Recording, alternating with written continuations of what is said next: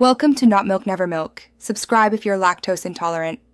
In this video, I will show you how to replace a valve cover gasket on a Toyota Corolla.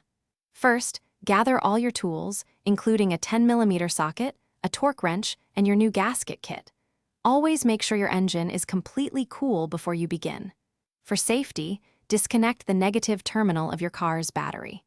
This simple preparation ensures a smooth and safe repair process, saving you time and effort. Now, let's get to removing the old gasket. Begin by carefully disconnecting any hoses, wiring harnesses, and ignition coils that are mounted on top of the valve cover. Next, use a 10mm socket to systematically loosen and remove all the bolts securing the valve cover. Once all bolts are out, gently pry the valve cover free. Take your time to avoid damaging any surrounding components or the cylinder head surface. With the old gasket removed, it is crucial to clean the mating surfaces. Use a plastic scraper or a rag with brake cleaner to remove all old gasket material and oil from both the valve cover and the cylinder head.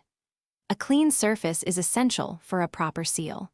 Then, carefully fit your new valve cover gasket into the groove on the valve cover itself, ensuring it sits perfectly flush all around. Finally, it's time for reassembly. Carefully position the valve cover back onto the cylinder head, ensuring the new gasket remains properly seated. Reinstall all the bolts, tightening them in a crisscross pattern to the manufacturer's specified torque, which is often around 7 foot-pounds or 80 inch-pounds.